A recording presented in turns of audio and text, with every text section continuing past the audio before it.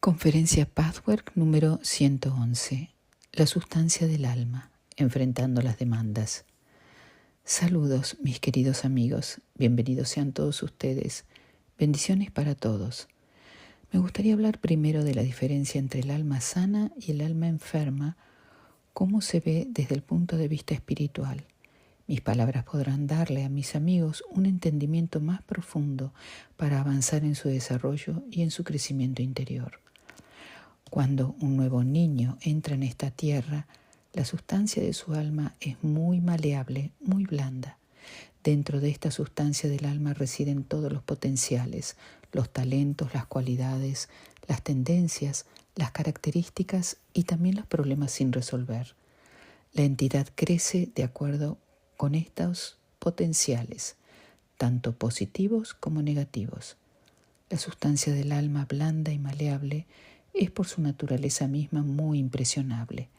Por lo tanto, cuando el niño recoge impresiones durante sus primeros años, su impacto será mayor o menor de acuerdo con los potenciales subyacentes. Allí, donde el alma es potencialmente sana y fuerte, ni siquiera las impresiones negativas hacen una hendidura profunda. La experiencia es registrada y asimilada de modo realista, de manera que la personalidad aprende y crece a partir de la experiencia, sea ésta feliz o infeliz. Allí donde el potencial subyacente sea positivo, la sustancia del alma correspondiente será tan resistente y elástica que hasta un suceso aparentemente perjudicial rebotará en ella, por así decirlo. No dejará otra marca duradera que el beneficio de un aumento del entendimiento. Sin embargo, allí donde el potencial subyacente consiste en gran medida en problemas sin resolver, la sustancia del alma es tan carente de resistencia y elasticidad que las impresiones forman hendiduras profundas y permanecen implantadas en la sustancia del alma. Cuando recuerdes mis explicaciones acerca de cómo se forman las imágenes, te será más fácil entender lo que estoy diciendo. Cuando has retenido una impresión en la sustancia del alma que no tiene resistencia y elasticidad, todo tu mecanismo psíquico funciona de acuerdo con esta impresión, exagerándola mucho más allá del valor que tiene en realidad. Como recuerdas, cuando en el alma se forma una imagen, un suceso único es generalizado y de este modo falsificado. Se pone en movimiento un patrón destructivo que sigue en vigencia en tanto la hendidura en la sustancia del alma no sea alisada. La sanación solo se produce a través del tipo de trabajo de encontrarse activamente a uno mismo en el que estás involucrado. Hablemos de flexibilidad versus rigidez. La flexibilidad es la cualidad de la sustancia del alma sana, resistente y elástica. Sin embargo, cuando se trata de rigidez, hay dos tipos diferentes y será bastante útil para ti discernir la diferencia. El primer tipo de rigidez está basado en las siguientes circunstancias. Cuando el alma está expuesta constantemente a impresiones profundas que no pueden ser asimiladas y por lo tanto forman hendiduras, de modo tal que las impresiones permanecen implantadas en la sustancia del alma, el efecto de esto sobre la personalidad es pesado. Entonces las circunstancias desfavorables crean sufrimiento que va mucho más allá de lo que la realidad justifica. Por lo tanto, el alma sufre más de lo necesario por una impresión y hasta las impresiones favorables causan agotamiento. Todos ustedes podrán haber experimentado que se excitan excesivamente cuando sucede algo bueno. Eso tiene un efecto perturbador. Eres incapaz de asimilar la experiencia, te pesa y te pone inquieto. En un caso así, la asimilación y la digestión es tan lenta que compromete a todas tus facultades, deteniendo así el crecimiento y el funcionamiento de otros aspectos de la psiquis. Tratar con una experiencia que normalmente necesitaría solo una cierta cantidad de atención e inversión y que dejaría parte de tus facultades libres para tratar con otros aspectos de vivir y ser, se vuelve una tarea en la cual se hace que todas las fuerzas internas sirvan a un suceso relativamente sin importancia. Que te sientas alegre y gratificado acerca del suceso como tal no cambia el hecho de que se está malgastando una cantidad innecesaria de energía. Esto crea un cierto tipo de inquietud, un aferrarse a la experiencia, y eso bloquea el movimiento del alma. No es necesario decir que esto podrás no ser consciente. Sin embargo, cuando prestes atención a tus reacciones interiores, inevitablemente descubrirás que estás ocupado internamente de ese modo. Podrá manifestarse en pensamientos intensos acerca de un suceso relativamente sin importancia. Puede ser que no puedas soltar su impacto emocional, que seas incapaz de perdonar y olvidar. Pero principalmente se pone en movimiento un procedimiento mucho más sutil, una reacción automática que no guarda proporción con el suceso externo. Una experiencia que ocurrió una sola vez se aplica falsamente a un suceso de una naturaleza enteramente diferente. En suma, algo que una vez te asustó hará que te asustes otra vez ante un suceso externo que, en realidad, es bastante distinto al primero. Tales reacciones automáticas que has empezado a observar y empiezas a entender en ti mismo son evidencias de la presencia de la sustancia del alma demasiado maleable que no creció sanamente adquiriendo una elasticidad resistente. La sustancia del alma, tierna en exceso, causa dolor tanto consciente como inconsciente. Dado que el efecto inevitablemente será perjudicial, la psiquis busca un remedio. Tales remedios buscados inconscientemente a menudo son más destructivos que el mal original, como son, por ejemplo, las pseudosoluciones. El remedio falso, en este caso, es una pared protectora artificial levantada para impedir los constantes impactos pesados que causan hendiduras dolorosas en la sustancia del alma y que son experimentados como sensibilidad excesiva. La pared es dura y quebradiza, impide sentir, experimentar y causar el primer tipo de rigidez. El segundo tipo de rigidez es causado por una condición del alma que es incapaz de asimilar la experiencia y en vez de hacerlo se aferra a ella. Cuando la hendidura en el alma es tan profunda que uno no puede soltarla, la ocupación con la experiencia excluye aspectos importantes de la realidad. Uno ve y evalúa solo esa parte de la realidad que parece molestar o perturbar. Otros aspectos importantes para entender el suceso plenamente están ausentes. Tal evaluación limitada y subjetiva es inevitable si el alma sufre demasiado. El sufrimiento hace que una visión más amplia y veraz sea completamente imposible. Por lo tanto, el segundo tipo de rigidez está constituido por parcialidad y falta de habilidad para percibir de modo diferente. Uno solo puede tratar con lo que ve y percibe de modo inmediato desde la perspectiva del área altamente sensibilizada de la sustancia del alma demasiado vulnerable. Todo otro aspecto de la situación o de la persona que está involucrada es eclipsado. Si se permitiese que esos aspectos estuviesen a plena luz, el entendimiento sería mucho más objetivo. Pero esto no es posible porque uno está demasiado ocupado con el efecto desagradable que tiene la hendidura en la sustancia del alma. Si sufres un dolor físico en una cierta área de tu cuerpo, inevitablemente enfocarás toda tu atención en esa área, sin prestarle atención a las demás. Es lo mismo con el proceso del alma. Lo que lo hace más complicado es que aquí estamos tratando con reacciones muy sutiles e inconscientes que solo pueden verificarse cuando te vuelves lo suficientemente sintonizado con tus mecanismos interiores. Para resumir brevemente la diferencia entre los dos tipos de rigidez, uno embota tu capacidad de sentir y experimentar, El otro tiñe tu visión y tu experiencia en tal medida que tu percepción de la realidad es estrecha y limitada. A menudo las personas tienen ambos tipos de rigidez, alternada y simultáneamente, una causada por la otra y superponiéndose parcialmente. A veces predomina una.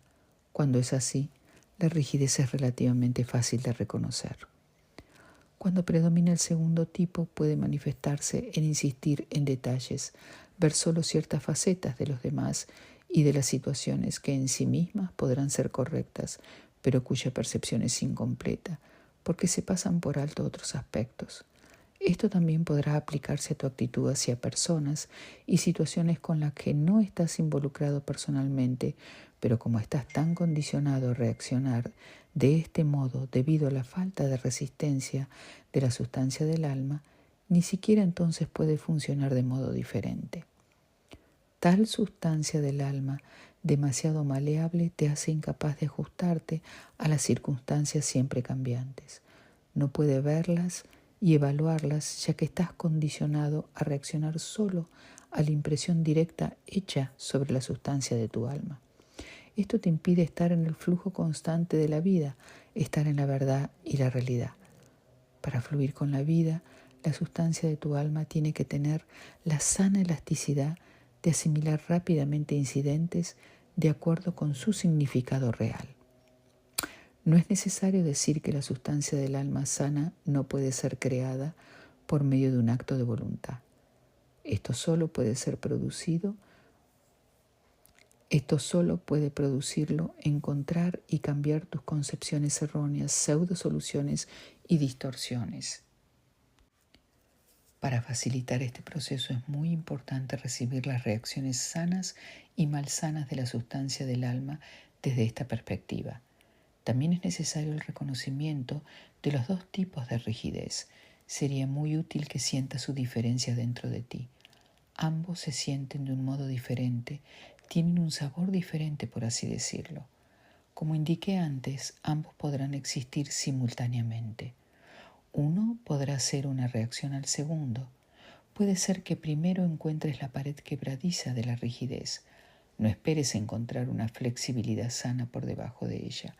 Debes estar preparado para encontrar el otro tipo de rigidez que a primera vista podrá parecer lo opuesto mismo a la rigidez, porque su sustancia es excesivamente blanda. Pero al inspeccionarla más de cerca, encontrarás que esta blandura misma, desprovista de resistencia sana, no puede soltar las impresiones recibidas. Piensas en ellas una y otra vez y eres influido de modo persistente por aquello que ya debería ser obsoleto. De esta manera la sustancia del alma se vuelve rígida. Las exageraciones de la verdad traen falsedad en ambas direcciones. Esto es verdad con respecto a todo y se ha hablado a menudo de ello en conexión con muchas otras cosas. Aquí la resistencia demasiado grande de la pared quebradiza pseudoprotectora tiene efectos similares a la resistencia demasiado pequeña de la sustancia del alma excesivamente maleable. ¿Cómo puedes enfrentar tu vida cuando no estás en la realidad? ¿Cómo puedes estar en la realidad cuando existe en ti cualquiera de estas dos rigideces? ¿Cómo puedes adaptarte al flujo de la vida siempre cambiante? ¿Cómo puedes evaluar objetivamente y percibir la verdad? Nada de esto es posible si la sustancia de tu alma es hendida tan fácilmente que una impresión de poca importancia, de significado menor para ti, permanece implantada en ella y dicta tus reacciones hacia sucesos futuros. De este modo distorsionas la relación entre el suceso y tu reacción ante él. Te he mostrado un nuevo ángulo de los mecanismos internos que ya te son familiares. Tal percepción interior incrementada a menudo podrá ser muy útil para dar ímpetus renovados a tu trabajo en el camino. Permíteme terminar este tema describiendo brevemente cómo se ve un alma sana comparada con una que no lo es, desde nuestro punto de vista. En el alma sana la forma es redonda, muy lisa y pareja. La sustancia es elástica. una mezcla de blandura flexible y sanamente resistente. Esta combinación produce las condiciones ideales que te permiten ir por la vida con una capacidad para la experiencia profunda que puedes asimilar rápidamente, de modo que siempre estás listo para nuevas impresiones y nuevas experiencias. En el alma que no es sana, la forma tiene baches y protuberancias y es despareja, con las protuberancias endurecidas sobre ella como costras. La sustancia sin costras es, como dije, tan maleable y pegajosa y pastosa que retiene todas las impresiones, incapaz de recobrar la superficie original, sin impresiones resistentes y elásticas. En el curso de su trabajo, muchos de ustedes han vislumbrado que todas las reacciones malsanas son artificiales, son mucho más difíciles de mantener que las reacciones naturales. Cuando llega una percepción interior, aun si esto solo sucede rara vez al principio, es un paso decisivo hacia el crecimiento y la autorrealización. En ese momento entiendes lo arduas que son las pseudo-protecciones y las pseudo-soluciones. Con cuánta más facilidad, confiabilidad y seguridad te guía por la vida tu ser natural. Esto no se debe confundir con la línea de menor resistencia y el ceder a los propios instintos destructivos. Antes de haber llegado a ciertos niveles de reconocimiento interior, una declaración así podrá ser muy mal interpretada fácilmente.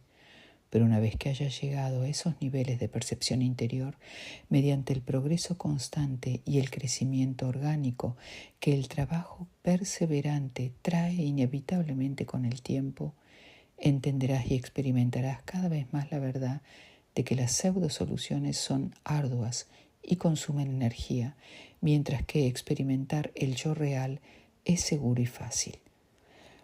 Menciono esto nuevamente porque veo una tendencia a pasar por alto la importancia de tales vislumbres vagos. Por favor, reflexiona acerca de ellos. Cuando esas experiencias sucedan, rara vez al principio, obsérvalas para captar todo el valor y el profundo significado que albergan.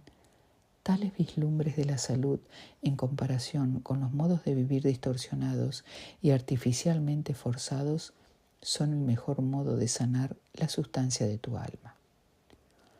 Una vez más, es verdad que la toma de conciencia de lo malsano conduce a la salud, mientras que la falta de conciencia o el encubrimiento aleja más de la salud.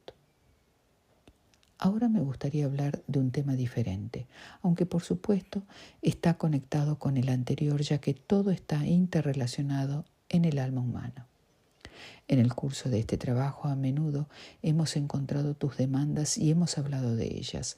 Ahora me estoy refiriendo principalmente a las demandas ocultas e inconscientes que existen en ti sin que te des cuenta de ellas. Cuando las encontraste, a menudo te sorprendiste al descubrir cuán severas eran realmente tus demandas hacia los demás, hacia ti mismo y hacia la vida. Esto a menudo llevó considerable tiempo y esfuerzo de tu parte y probablemente te sentiste impactado al descubrir lo incompatibles que eran con tu concepto consciente de ti mismo. Si no has llegado a tener plena conciencia de tus propias demandas, sería aconsejable que investigases tus hallazgos previos desde esta perspectiva particular.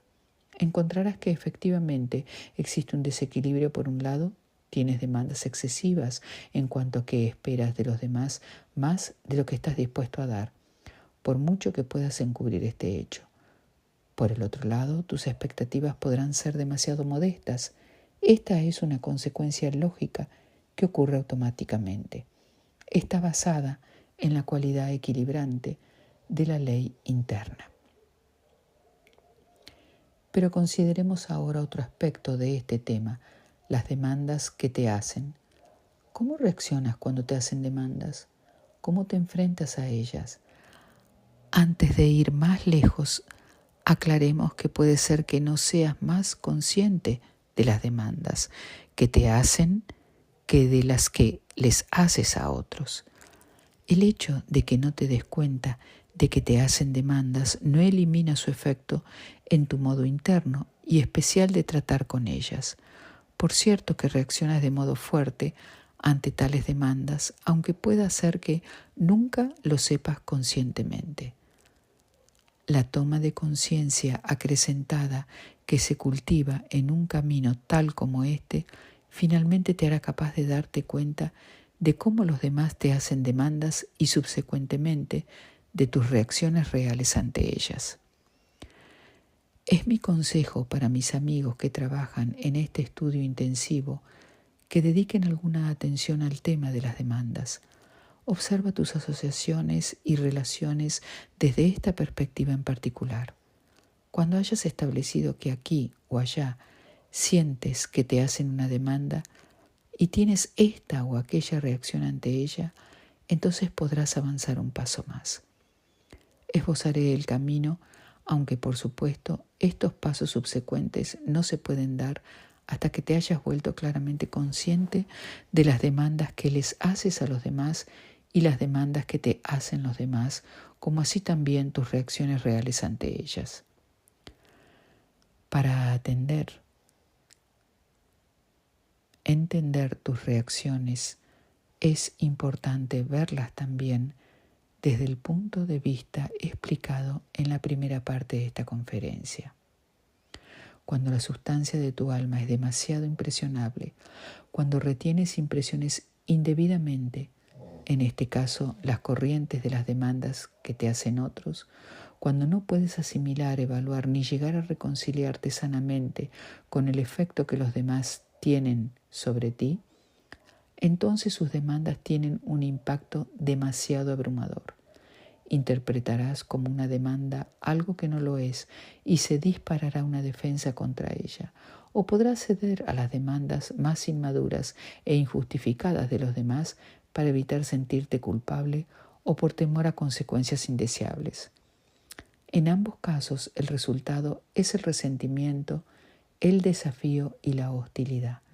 Puede ser que ninguno de estos sentimientos sea consciente en ti en el momento, o puede ser que no los vincules con el reconocimiento de que son respuestas a las demandas que te hacen. A menudo, inconscientemente, tienes tanto miedo de las demandas o de tu compulsión a ceder ante ellas, y tienes tanto miedo de lo que podría pasar si no cedieses, que levantas una defensa contra ellas. Sin embargo, una alarma interior parece sonar cada vez que te hacen una demanda, real o imaginaria. Tu culpa y tu miedo no te permiten volverte consciente e investigar qué es lo que ha disparado la alarma. En vez de investigarlo con tus facultades de razonamiento, rechazas ciegamente la indagación racional. El rechazo no es tanto una reacción contra las demandas mismas como contra la tentación de ceder ante ellas y la compulsión a hacerlo. Tu falta de habilidad para discriminar es lo que te hace inseguro. Mantener tu reacción oculta hará que la discriminación sea aún menos posible. Tu falta de confianza en ti mismo te hace incapaz de determinar y diferenciar. La inseguridad, a su vez, es el resultado de una integridad dañada. La sustancia del alma no elástica, con su sensibilidad excesiva, crea una aversión tal a tratar con cualquier cosa que la impacte desde afuera, que simplemente te desconectas de la entrada de lo externo. Entonces la intercomunicación sana no puede existir. Tu respuesta a las demandas de los demás podrá asustarte tanto que podrás retraerte más o menos de todas las relaciones significativas. Es muy importante darse cuenta que el miedo a interactuar podrá existir no solo a causa del miedo a ser herido y decepcionarse, sino también a causa del miedo a tener que enfrentarse con las demandas de los demás. Ahora, mis amigos, es importante que se vuelvan conscientes de que hay demandas por todos lados. Cuanto más interactúas, más se multiplican las demandas. Cuando las consideres con calma, verás que en algunos casos las demandas de los demás son excesivas e infantiles. En otras ocasiones las demandas son simplemente una parte de la comunicación humana y tu miedo y tu negativa a comprometerte son injustificados. Tal reacción indica una demanda excesiva de tu parte, querer las ventajas de las relaciones cercanas sin dar en el real sentido de la palabra, aunque quizá des en exceso, en cambio en un nivel diferente. Pones toda la relación en desequilibrio, dado que las otras personas reciben aquello que realmente no piden, sus demandas se vuelven más urgentes, mientras que tú te vuelves más culpable y resentido. Toda vez que este conocimiento no sea suficiente para permitirte tratar libremente con cualquier demanda que te hagan, tienes que buscar la clave en tu propia actitud. ¿Dónde eres inconsciente de tus propias demandas excesivas? Quizás residan en otra área, estén ocultas de la vista o des excusas por ellas. Por importante que sea establecer que no puedes enfrentarte con las demandas de los demás, esto en sí mismo no es suficiente. Es de igual importancia encontrar dónde residen tus propias demandas ocultas. Cuando encuentres esto y transformes la codicia no razonable de tus expectativas infantiles, te volverás perfectamente capaz de enfrentarte de modo muy satisfactorio con las demandas que te hagan otras personas, manteniendo así relaciones buenas y profundas. Y ahora, mis amigos, vayamos a sus preguntas. Pregunta: me gustaría oír una definición clara de lo que es el alma. Pienso que aclararía esta conferencia. Respuesta: como sabes, hay muchas interpretaciones de lo que es el alma y puede ser que todas sean completamente correctas. Si parecen contradictorias, es porque las palabras son demasiado limitadas para describir una dimensión inaccesible para el lenguaje humano. Es por eso que las dimensiones más elevadas nunca se pueden hacer accesibles mediante el aprendizaje verbal, sino únicamente mediante la experiencia interior que, a su vez, se vuelve posible solo cuando se disuelven los errores y las distorsiones interiores. Permíteme que te explique la palabra alma tal como la usamos aquí. El alma es la suma total de la personalidad interior, el pensamiento, el sentimiento, los conceptos, los potenciales, las actitudes, los patrones, las características, el temperamento, las emociones, las idiosincrasias, todo lo que está por detrás del ser físico. También incluye, por supuesto, los problemas sin resolver, pero no incluye la cubierta para los problemas sin resolver, las pseudosoluciones o las defensas falsas. Estas no son parte del alma misma, pero la elección particular de pseudosolución es una expresión, manifestación o indicación del alma. Pregunta: ¿entonces el karma es la memoria del alma de problemas anteriores sin resolver? Respuesta: no diría memoria, es el resultado de todas las encarnaciones anteriores. Karma es el efecto que el alma ha producido. Pregunta: ¿la sensibilidad se lleva consigo? Respuesta: por supuesto, la sensibilidad, la percepción y la habilidad de experimentar. Todas estas facultades tienen una progresión. La sensibilidad de una persona podrá estar en la nota más baja del teclado, la de otra en la más alta. Esta última podrá existir de un modo sano o malsano. El karma, como sabes, es el resultado de todo hasta el punto presente. Pregunta: ¿le diste al alma atributos de una naturaleza material, física? ¿Le diste la redondez y la maleabilidad de una sustancia como de tipo físico? ¿Está localizada como cualquier otro órgano del cuerpo? Respuesta: no, no está localizada en ese sentido. Es un cuerpo que consiste en materia muy similar a tu materia terrestre, aunque no es perceptible con tus órganos físicos.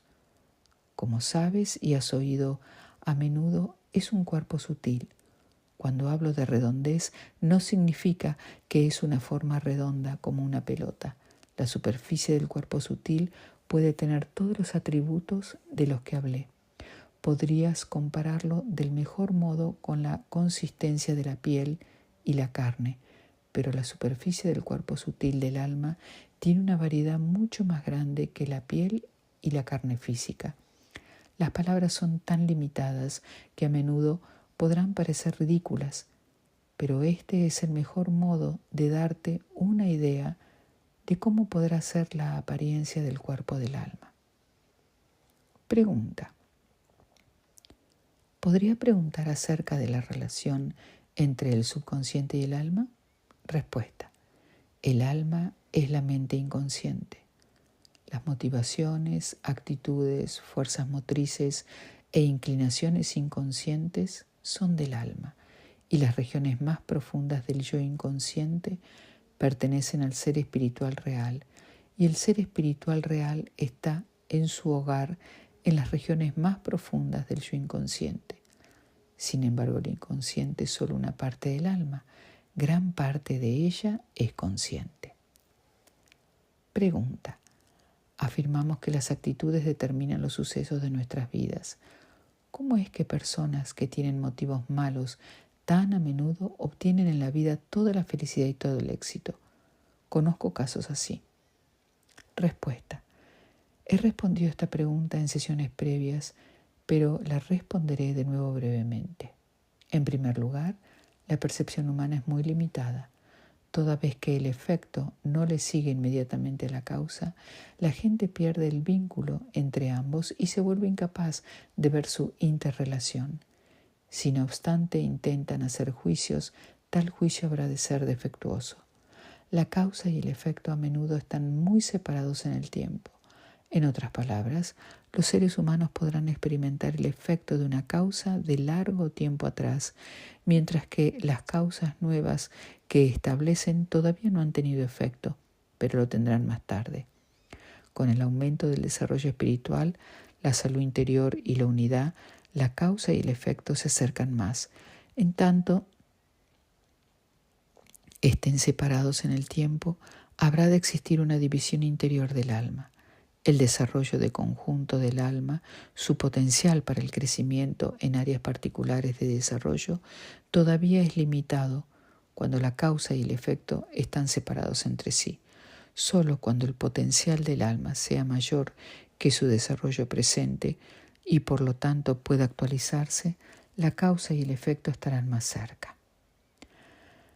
Más aún, cuando los motivos están escindidos, el efecto es influido de manera acorde. Por ejemplo, tal como señalé en una conferencia reciente, si la gente está aún tan cruda en su espiritualidad que no tiene conciencia ética, nada habrá de interferir con los motivos malos, los cuales por lo tanto estarán unificados. Dado que no hay escisión, los motivos malos tendrán un efecto aparentemente favorable. Solo más tarde, cuando la conciencia ética haya crecido, la culpa retroactiva habrá de tener un efecto y habrá de manifestarse como si fuese un castigo desde afuera. Cuando los motivos de alguien ya están escindidos, lo cual en este sentido es un desarrollo positivo en comparación con la persona que puede tener motivos destructivos sin conflicto interior, el éxito no llega. Un lado de la personalidad ha adquirido criterios mucho más elevados que otro lado, y no me refiero a criterios superpuestos, sino a criterios interiores reales. Cuando ese es el caso, las motivaciones destructivas, aun cuando sean completamente conscientes, no traerán el resultado deseado. Por el otro lado, los motivos constructivos, por conscientes que sean, tampoco traerán buenos resultados si están minados por motivos destructivos. Inconscientes. En consecuencia, una persona despiadada podrá no alcanzar sus metas despiadadas porque una voz interior, de la cual podrá ser completamente inconsciente, obstaculiza el impacto de su voluntad. Su propio desarrollo interior, todavía oculto y muy contradictorio con algunas facetas de su ser, le impide tener una voluntad sin ninguna escisión. Por lo tanto, una determinación consciente de ser despiadado no tendrá efecto porque el alma ya ha ganado un nuevo potencial. De manera similar, la persona que trata con mucho esfuerzo de ser buena, pero que es incapaz de enfrentar su egoísmo y crueldad ocultos a causa de la represión, es incapaz de alcanzar el resultado positivo deseado. Son siempre los motivos escindidos, especialmente esa parte de ellos de la que uno no es consciente, los que obstaculizan la voluntad y subsecuentemente influyen en el resultado.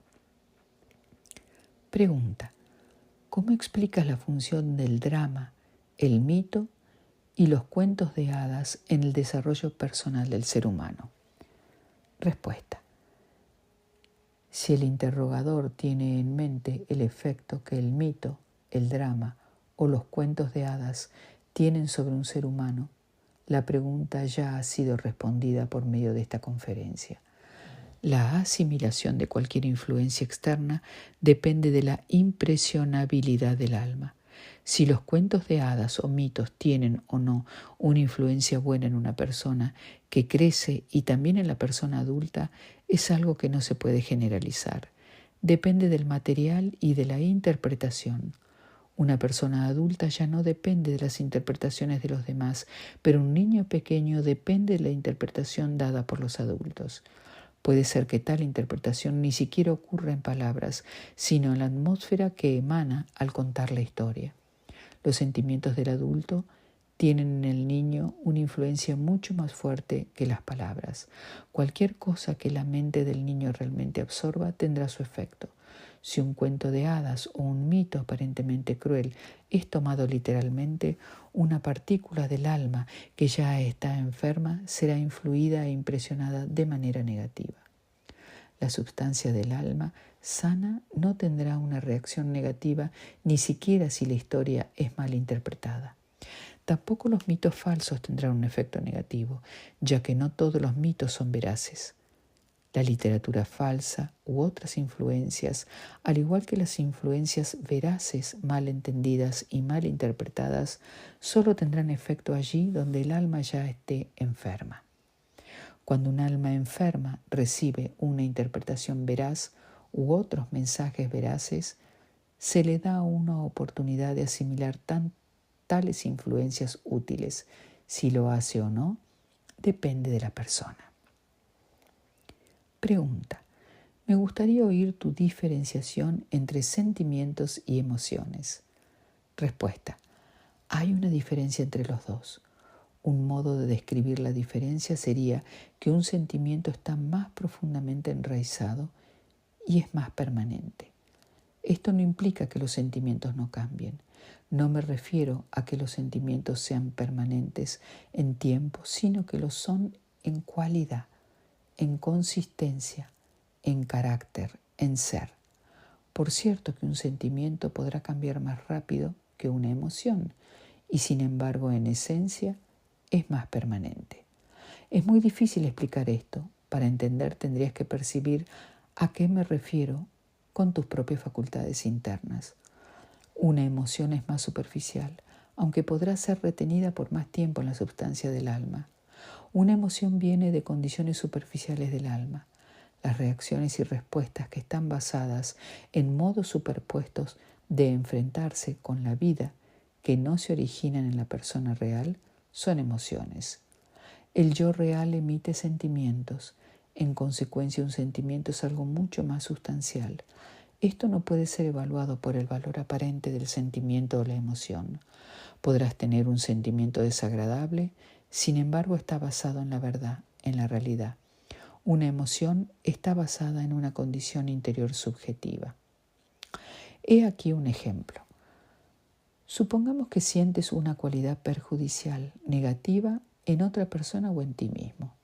Si esta cualidad es verdadera, estás tratando con un sentimiento, aun si es altamente desagradable.